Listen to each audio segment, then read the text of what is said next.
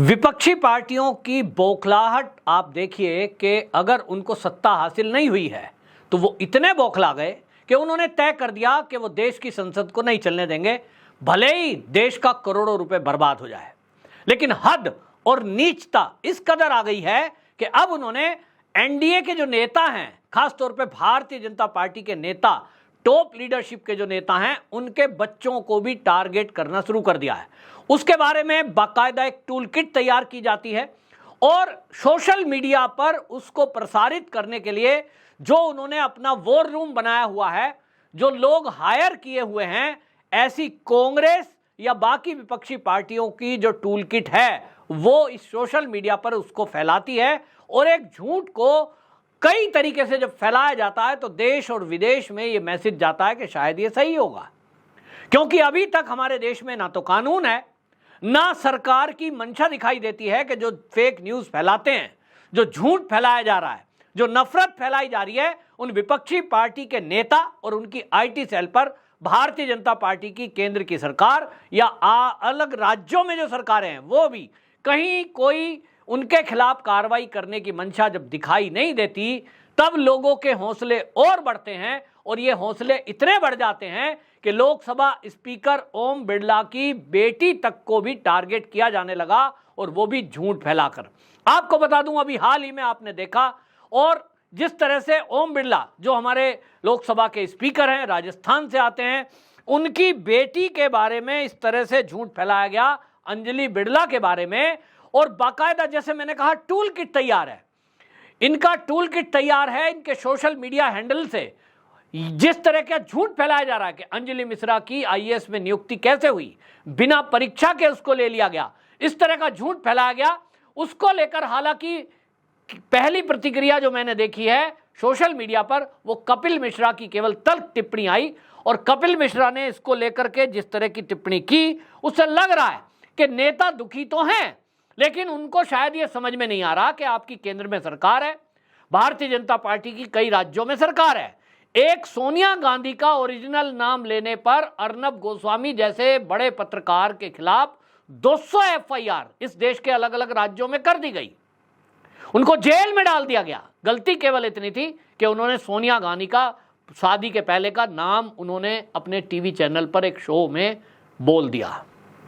Bharatiya Janata party की सरकारें हैं, कई राज्यों में है और केंद्र में है। मजाल है किसी कांग्रेस के नेता के खिलाफ इस तरह से कोई कार्रवाई की गई हो।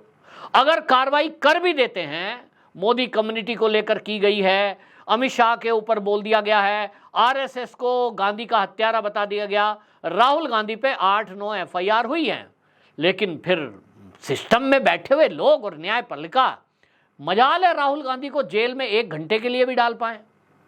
फिर ऐसी सरकार चलाने से फायदा क्या है कि आप अपनी पार्टी के बड़े नेता, लोकसभा स्पीकर छोटा पद नहीं है, अगर उनके परिवार को कोई झूठ फैलाकर एक बच्ची को बदनाम कर रहा है, उनकी बेटी को बदनाम कर रहा है, टारगेट कर रहा है, उस फोटो को फैलाया जा रहा है जो बेटी अपनी पढ़ाई से, अपनी मेहनत से आईएएस बन चुकी है, सोचिए उसका कैरियर तो बर्बाद कर दिया इन्होंने।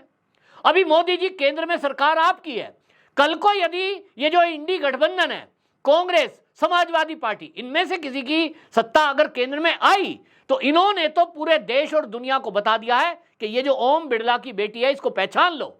अगर ये आपके किसी भी राज्य में नौकरी कर रही है, कहीं भी कोई नौकरी कर रही है, इसको टारगेट करो, और टारगेट किया जाएगा। और सोचिए कल को वो बेटी जो आईएएस बनी है, वो अभी उसका जीवन शुरुआत हो रहा है, कल को वो कहीं बड़ी अफसर बनेगी, लेकिन इन्होंने एक भ्रम फैलाने का काम कर दिया कि ये बेटी तो बगैर परीक्षा, बेईमानी से, इनके पापा क्योंकि पिताजी लोकसभा स्पीकर थे, ये बिना परीक्षा के आई है। कल को जब ये झूठ फैलेगा, गूगल में चीजें पड़ी रहेंगी, और बाद में कभी आज के 10 साल बाद भी, 15 साल बाद, 20 साल बाद भी यदि कोई गूगल करेगा, उसे इस पर न्यूज बनी मिलेंगी, सोशल मीडिया पर, एक्स पर पोस्ट मिलेंगी, और ये विपक्षी दल कह रहा होगा ये वही बेटी है। और इसके कारण आप समझें कि जिस ऑफिस में, मान लीजिए उदाहरण के लिए, वो कहीं डीएम रही, तो एसडीएम जो टेस्ट दे के आया है, अंजलि बिरला भी टेस्ट देकर गई है, लेकिन झूठ के कारण क्या वो उसकी इज्जत कर पाएगा? क्या उसका अपमान नहीं होगा? इसके बदले में यदि वो बेटी आज डिप्रेशन में चली जाती है, बेटी जो आईएएस बन गई है, आज उसकी मानसिक स्थिति क्या हो रही होगी कि आपने इंस्टाग्राम पर पड़ी हुई कोई पढ़ाई के टाइम की फोटोओं को यह कह दिया कि वो तो मॉडलिंग करती थी, वो तो पढ़ाई कर ही नहीं रही थी। दिल्ली के जाने माने कॉलेज से पढ़ी हुई बेटी, उसको आप ये कह रहे हैं कि बगैर परीक्षा के वो तो मॉडलिंग करती थी, वो कैसे आईएएस बन गई? सवाल उठाया जा रहा है, लेकिन इसके पीछे एक बड़ा षड्यंत्र किया जा रहा है। अगर इस पर केंद्र सरकार ने तत्काल, और केंद्र नहीं, मैं उनकी भी गलती मान रहा हूं, चाहे वो योगी आदित्यनाथ हैं, चाहे वो हेमंत बिश्व शर्मा हैं, चाहे वो मोहन यादव हैं मध्य प्रदेश के, और चाहे भजन लाल जी हैं राजस्थान के मुख्यमंत्री, जहां जहां बीजेपी की सरकार है, हर सरकारों में, हर थाने में जहां भारतीय जनता पार्टी के नेता हैं, अभी तक तो एफआईआर हो जानी चाहिए थी। बुलाओ जरा इन सबको, थानों में एफआईआर करो। और उस बेटी की तरफ से कोई कार्रवाई नहीं हो रही है, ओम बिरला की तरफ से कार्रवाई नहीं हो रही है, लेकिन इस पर सवाल उठाया जा रहा है। जिस तरह से गुजरात यूनिवर्सिटी में मोदी की डिग्री फर्जी होने पर गुजरात यूनिवर्सिटी ने संजय सिंह आम आदमी पार्टी और केजरीवाल के खिलाफ एफआईआर की और मानहानि का केस कर रखा है, क्यों नहीं इस पर यूपीएससी बोर्ड जो है, जो चयन करता है, परीक्षा करता है, वो संघ लोक सेवा आयोग क्यों नहीं इस पर एक एफआईआर दर्ज कराता है इन लोगों के खिलाफ जो ये फर्जी झूठ फैला रहे हैं कि बगैर परीक्षा के ये ओम बिरला की बेटी अंजलि बिरला चयन की गई है आईएएस में। ये तो उस पूरी परीक्षा पर सवाल है, ये तो उस पूरी संस्था पर सवाल है। लेकिन भारतीय जनता पार्टी के नेता, भारतीय जनता पार्टी की सरकार और उनके मातहत काम करने वाले अधिकारी, इनसे देश की जनता बुरी तरह निराश हो चुकी है। सुनने में बेशक बुरा लगे, लेकिन मैं जनता की आवाज बता रहा हूं, क्योंकि शायद इन नेताओं के पास तो सोशल मीडिया पर जनता की आवाज, कमेंट पढ़ने की फुर्सत शायद इनको नहीं है। लेकिन मैं जनता की आवाज बता रहा हूं कि मुझे लोग कमेंट कर रहे हैं सोशल मीडिया पर, मोदी जी देखें जरा, अमित शाह पढ़ें जरा, योगी जी पढ़ें जरा, लोग क्या लिख रहे हैं।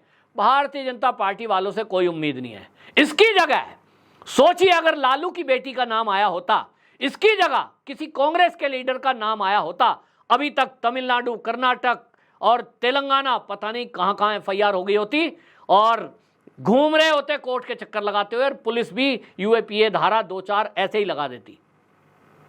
मजाल है, बीजेपी से कोई उम्मीद नहीं है।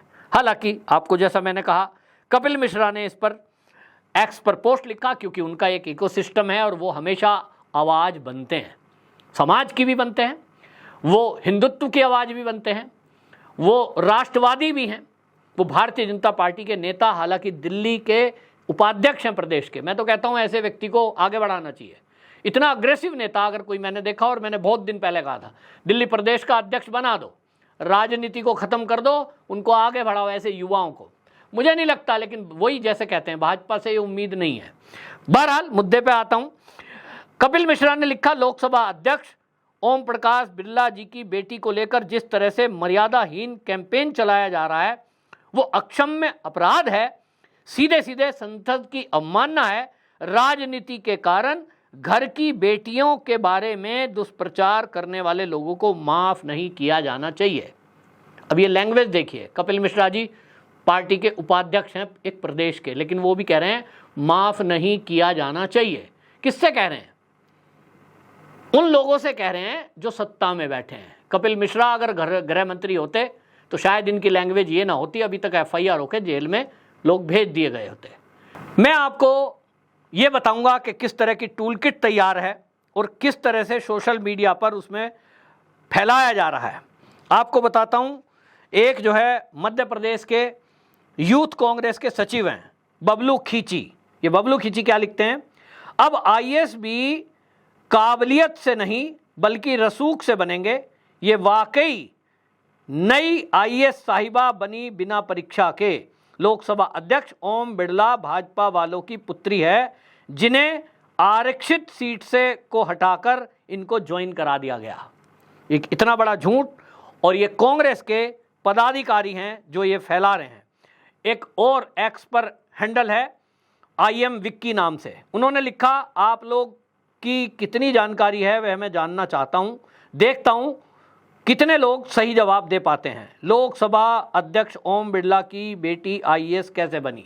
नीचे उस पर कमेंट आते हैं, लगातार ट्रोल किया जा रहा है और सब लिख रहे हैं सिफारिश के कारण। एक है किंग आरिफ नाम का एक्स पर हैंडल है, वो भी सेम लाइन लिखता है, जिसके कारण मैं कह रहा हूं टूल किट तैयार हुई है। एक ही लाइन सब रिपीट कर रहे हैं। ये किंग आरिफ क्या लिखता है, दोनों को जेल जाना चाहिए और इसकी जांच होनी चाहिए कि गरीब के लड़के धक्का खाएं, चमचों के बच्चे बिना पेपर, कोई आईएएस बनी, कोई बीसीसीआई का अध्यक्ष बना। लोकसभा अध्यक्ष ओम बिरला की बेटी आईएएस कैसे बनी, ये टैगलाइन एक रखी है इन्होंने। लोकसभा अध्यक्ष ओम बिरला की बेटी आईएएस कैसे बनी, इस लाइन को सब रिपीट कर रहे हैं। एक है आदिति यादव नाम का हैंडल, वो फोटो लगाती है, आप देख सकते हैं इसमें फोटो है ओम बिरला जी की और बेटी की फोटो सबने वायरल की है। लोकसभा अध्यक्ष ओम बिरला जी की बेटी आईएएस कैसे बनी, पूछता है भारत। यह आदिति यादव के हैंडल से लिखा गया। एक है अर्जुन यादव, देखता हूं कितने लोग सही जवाब दे पाते हैं, लोकसभा अध्यक्ष ओम बिरला की बेटी आईएएस कैसे बनी। इस तरह से आप देखिए। एक है जीतू बुड़दक, ये लिखता है, जीतू बुड़दक लिख रहा है, आपको क्या लगता है विपक्ष को यह मुद्दा उठाना चाहिए, बिना एग्जाम दिए आईएएस बनी लोकसभा स्पीकर की बेटी। इस तरह से लगातार ट्रोल किया जा रहा है, सोशल मीडिया पर इसको फैलाया जा रहा है, एक ही झूठ को बार बार बोला जा रहा है। लेकिन मेरे देश के अंदर मैं इन सरकारों को जो देख रहा हूं, मैंने ऐसी असहायता मतलब बिल्कुल कभी नहीं देखी कि एक बेटी के बारे में झूठ फैलाया जा रहा हो। और असहाय इतना बड़ा भारतीय जनता पार्टी का संगठन, जिसमें मेरे ख्याल में तो 1000-2000 वकील तो होंगे ही। अरे भाई, वकील जो हैं लीगल सेल वाले, वो ही इस पे एफआईआर कर दो एक बेटी की इज्जत के लिए। लेकिन पता नहीं किसका मुंह देख रहे हैं, क्या इंतजार कर रहे हैं। और मुझे लगता है निराशा इसलिए भी है, इनको लगता है कि कोर्ट में जाएंगे तो कुछ होगा नहीं। हालांकि आपको बता दूं, इसमें ललन टॉप की मुझे रिपोर्ट बहुत अच्छी लगी। ललन टॉप ने फैक्ट चेक करते हुए इसकी रिपोर्ट को प्रस्तुत किया और वो आप सबको भी जानना चाहिए। ललन टॉप ने बताया कि 2019 में ये यूपीएससी की सिविल सेवा के लिए ये लड़की बैठी और इसका हमने फैक्ट चेक किया कि जो ये आरोप लगाए जा रहे हैं कि बिना परीक्षा दिए इसको सिलेक्ट कर लिया गया, आरक्षण कोटे को हटाकर इसको भर्ती कर दिया गया, इसके लिए तो उन्होंने हवाला दिया। एनडीटीवी की 6 जून 2021 की एक रिपोर्ट इस पर प्रस्तुत हुई है। जब ये बेटी चयन हुई थी ओम बिरला जी की, अंजलि बिरला, तब इसका इंटरव्यू भी उन्होंने लिया और इसका हेडिंग दिया। उन्होंने कहा कैसे मिली सफलता, इसको हेडिंग दिया। 6 जून 2021 की वो वीडियो आज भी पड़ी है और उन्होंने बताया कि इस परीक्षा में 2019 की ये परीक्षा थी, सिविल परीक्षा, और इसमें एग्जाम पास करके ये बेटी बनी, जिसमें इसमें क्या किया गया, 927 कैंडिडेट का चयन किया गया। लेकिन हर बार ऐसा होता है कि कुछ इसमें रिजर्व कैंडिडेट रख दिए जाते हैं और उस रिजर्व में इसलिए रखे जाते हैं, वो वेटिंग कह सकते हो आप उनको, ताकि ऊपर से कोई जो कैंडिडेट है अगर वो छोड़ कर जा रहे हैं तो वो सीट खाली होगी तो रिजर्व कैंडिडेटों में से ऊपर इनमें चयन कर लिया जाता है। 927 कैंडिडेट का 2019 की परीक्षा में चयन हुआ। 829 कैंडिडेट का रिजल्ट जारी किया गया।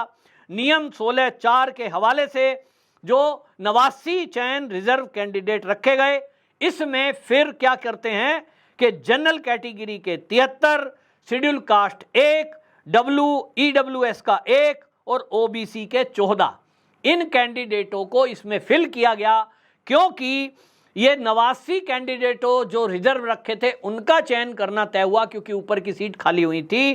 तो ये जो अंजलि बिड़ला है ये 67वें नंबर पर थी, इसलिए 67वें नंबर पे होने के कारण इसका चयन हुआ। अगर ये ऐसा होता कि 67 कैंडिडेट लिए गए तो भी आप कह सकते थे कि इसको लेना था इसलिए 67 को लिया गया।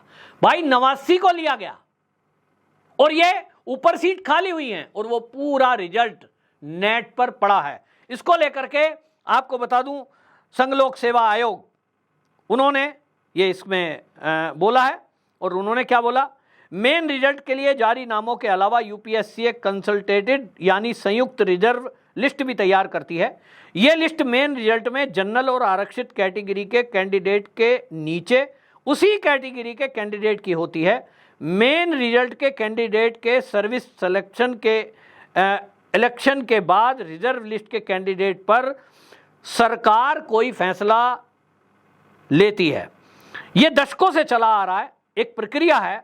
ऐसा हर वर्ग को समान अवसर मिले इसलिए यह प्रक्रिया अपनाई जाती है।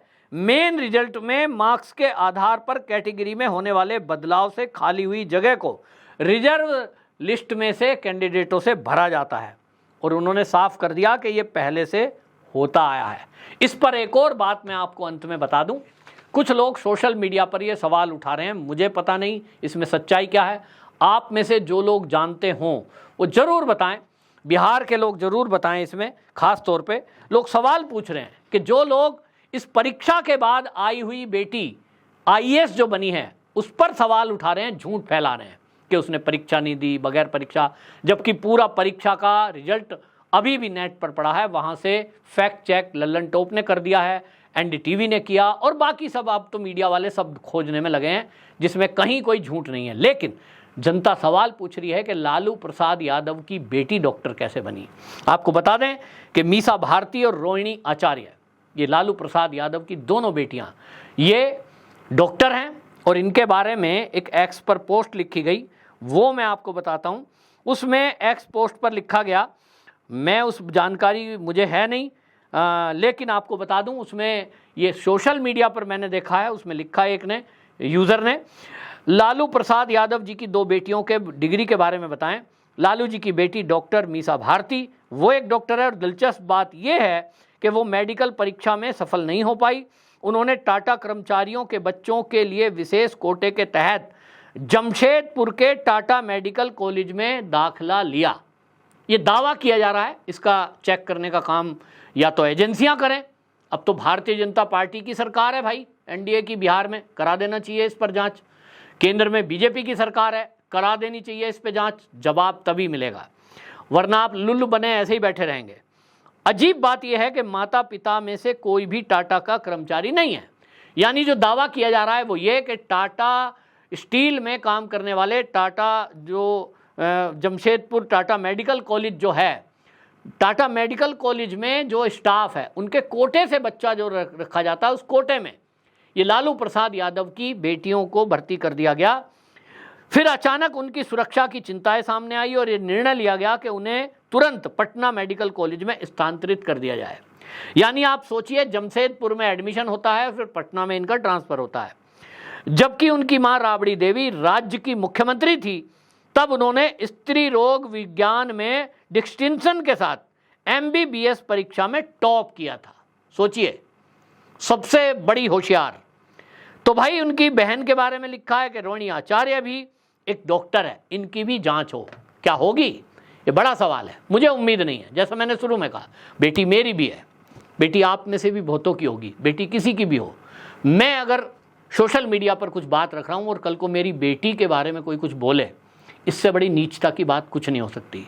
आप राजनीति करिए, राजनीति में आपने देखा कि स्मृति ईरानी की बेटी को भी घसीटा गया था। इसी तरह आप याद करिए, प्रमोद महाजन के बेटे पर भी सवाल उठाए गए थे, और कई बार अब इस तरह के षड्यंत्र होंगे, मुझे ऐसा अंदेशा दिखाई दे रहा है। केंद्र सरकार को और भारतीय जनता पार्टी की जिन राज्यों में सरकार है, उनको इसके लिए कड़े नियम बनाने चाहिए कि कोई भी इस तरह का झूठ फैलाए, कोई भी किसी के बच्चों पर इस तरह की टिप्पणी करे, तत्काल उसके लिए कड़े प्रावधान हो, तुरंत उसकी गिरफ्तारी हो, और ऐसे कानून हो कि कम से कम 5-6 साल तो वो जेल में रहे। नहीं तो इसी तरह बेटियों को चारित्रिक रूप से उछाला जाएगा, हनन किया जाएगा और उनको परेशानी में डाला जाएगा। आपकी क्या राय है, कमेंट बॉक्स में जरूर बताएं।